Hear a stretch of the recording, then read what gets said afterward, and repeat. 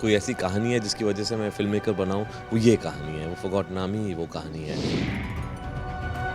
तो चाहे वो सलमान हो या शाहरुख हों जिन्होंने वॉइस ओवर दिया है सीरीज़ में हमारे लिए।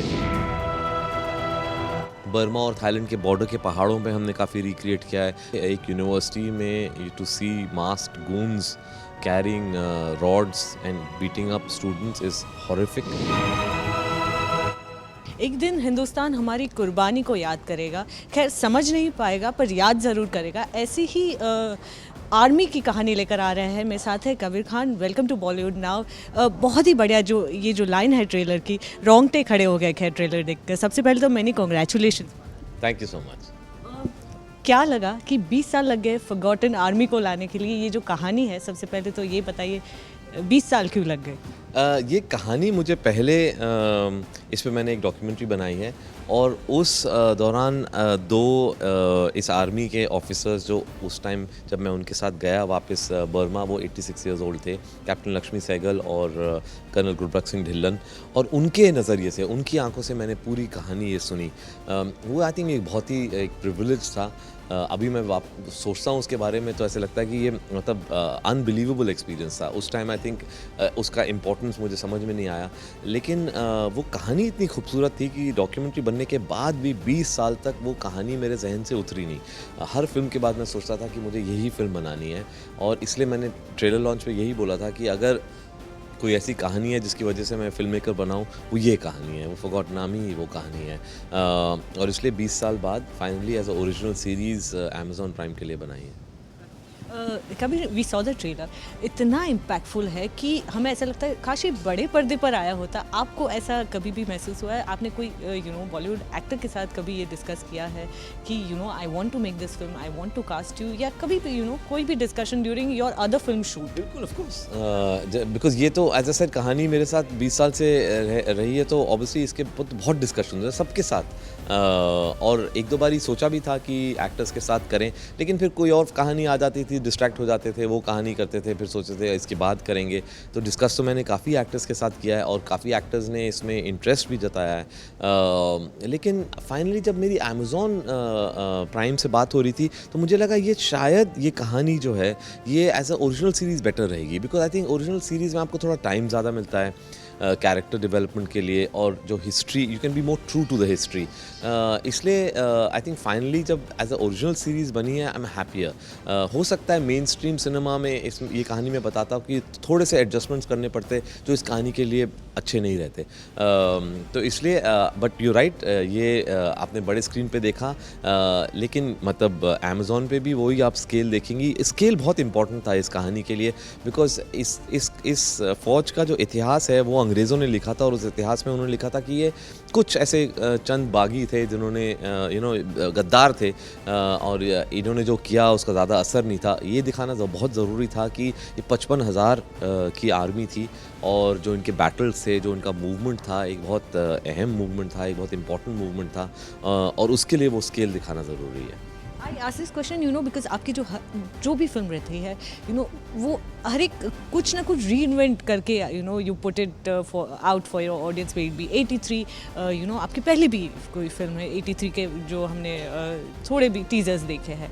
तो आपके हिसाब से now that forgotten army is out, आपके हिसाब से आपको क्या रिएक्शंस कुछ मिले मेन स्ट्रीम? जैसे आपके दोस्त होते हैं, जैसे सलमान है, किसी से कुछ रिएक्शंस मिले?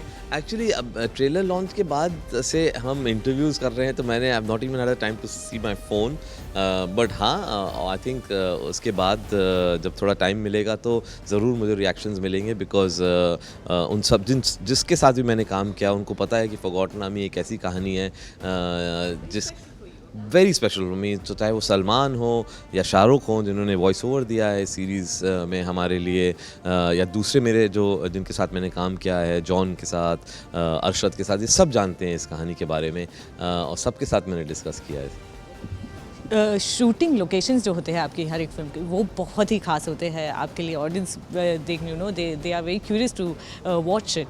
तो ये जो सीरीज़ है उसके शूटिंग लोकेशंस को लेकर क्या कहना चाहेंगे? सारे real locations? Absolutely all real location. I think I would say 80% of the series हमने रियल लोकेशन में शूट किया है।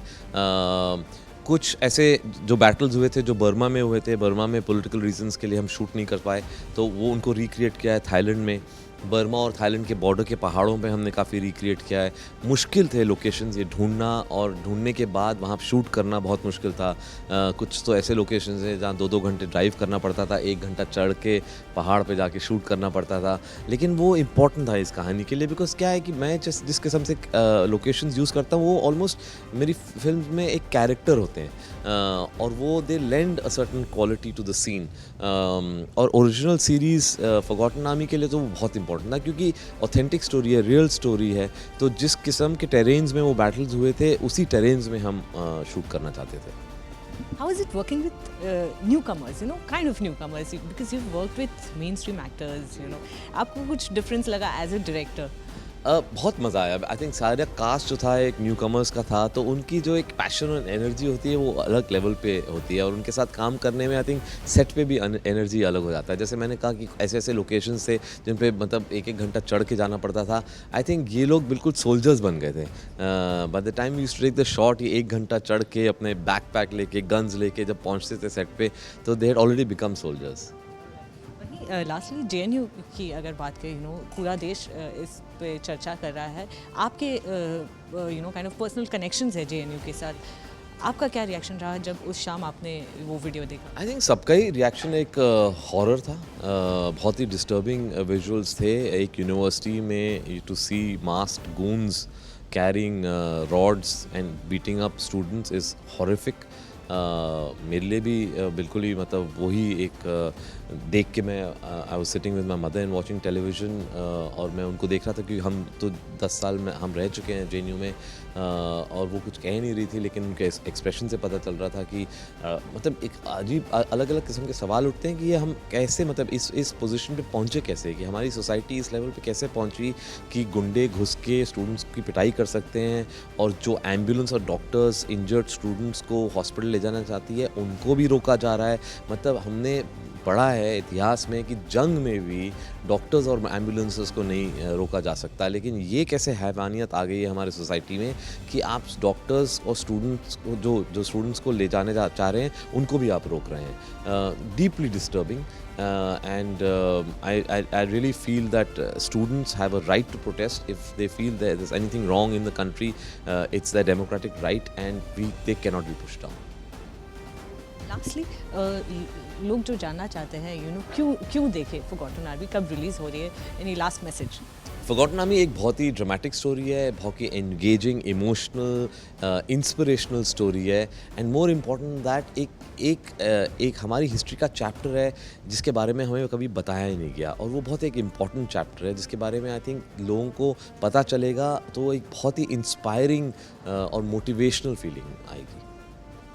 Thank you so much, and good luck to you. Thank you. With camera person Rishabh, this is Neha Antani for Bollywood Now.